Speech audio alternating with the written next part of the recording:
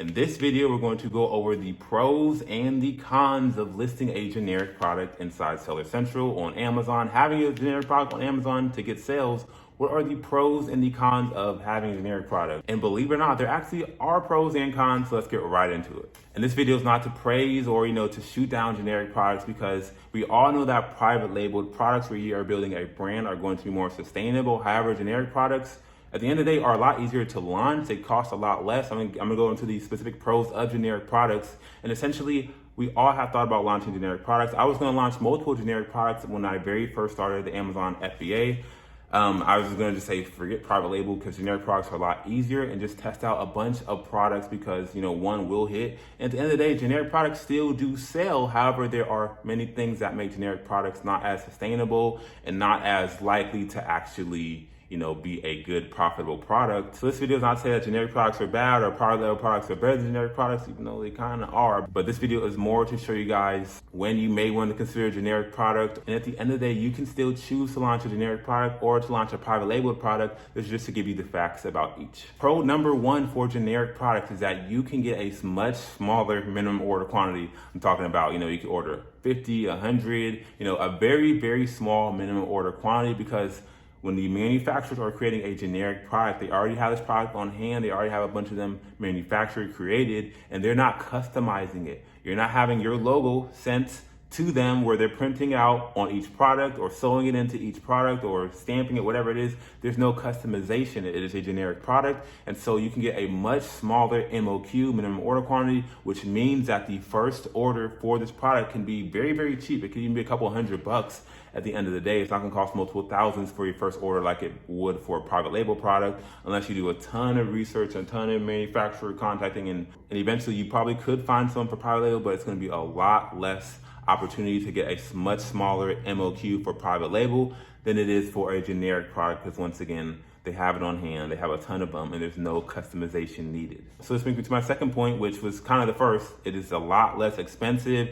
You're not gonna spend multiple thousands for a generic product for your first order. You're gonna spend a couple of hundred, if that. And so it is very easy to just launch, this product, that product, just test out a bunch of products and just do the, the quantity method versus the quality method for generic products, because eventually at the end of the day, generic products do sell, but it's more so about timing. And when I say timing, here's a prime example. Let's say that the new iPhone just launched and you want to do a generic phone case for iPhone. Now, if you are one of the first competitors out to do a simple generic case, which once again is going to have a very small lead time from the time that they make the product to sending it to Amazon, that's the lead time. It's going to be a very small lead time, because once again, all you have to do is make the product. They're not customizing it, so it's going to be in Amazon within probably a month. As soon as the iPhone launches and you have your product in Amazon and it's generic and it's very cheap, it's not too expensive, so you can price it low. And if you actually ride that wave, that momentum into a trend or into something that has just been released or something that's hot at the time, then you can have a lot of success with a generic product,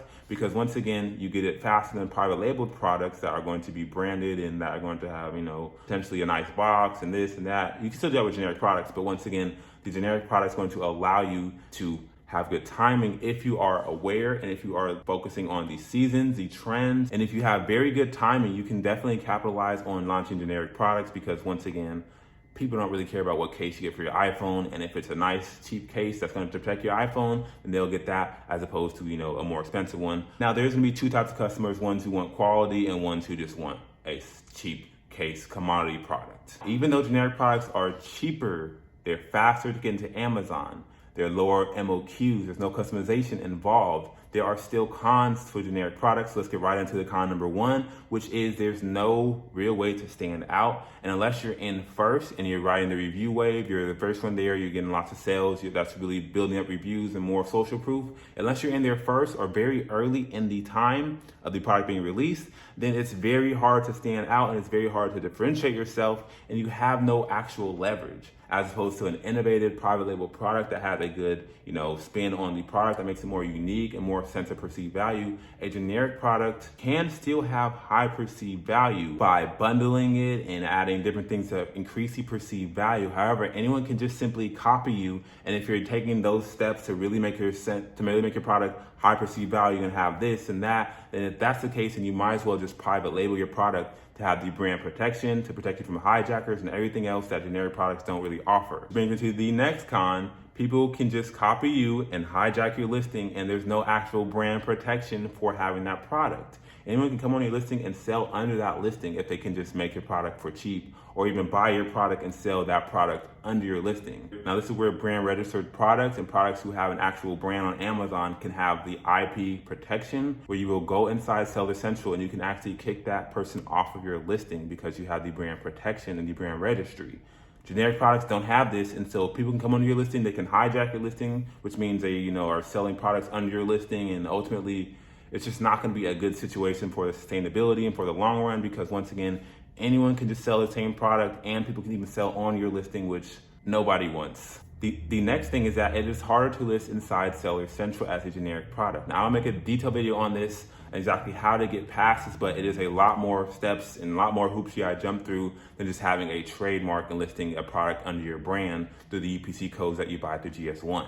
And the last con of having a generic product is that you don't have a brand presence, you don't have brand registry, and ultimately you don't have a sellable asset. You're not building up a single product that can have multiple products that support that product, creating a brand essentially for a specific customer that you can sell down the line for a big exit. You're not building out, you're just listing generic products here and there, and so ultimately there's no connection, and you're not building a brand revolving around a specific customer that an Amazon aggregator who buys Amazon brands would be interested in buying from you. All right, so with all that being said, so generic products still do sell. They do sell. At the end of the day, there's gonna be tons of generic products who come in the future, who have been in the past, who are selling now, who will be selling in 5 years that are generic, and they will continue to sell. However, the likelihood of you launching a generic product and having it sell versus you launching a private label product that's innovative, that's actually thought out, the likelihood of this generic versus private label being successful are a lot lower, because once again, you're not standing out. You're selling a commodity-based generic product with no leverage. People can come on your listing, they can hijack you,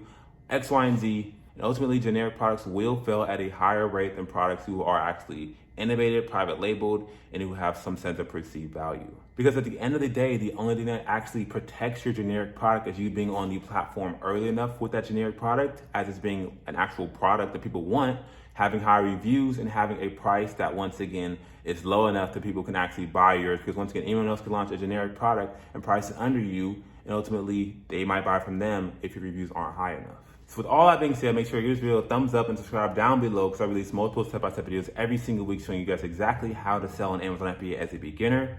With that being said, if you're interested in exactly how to private label, where you should start as a beginner, and a step-by-step process on exactly what it even is, then click on this video right here. I go into an in-depth, detailed breakdown on exactly what to do as a beginner for private label.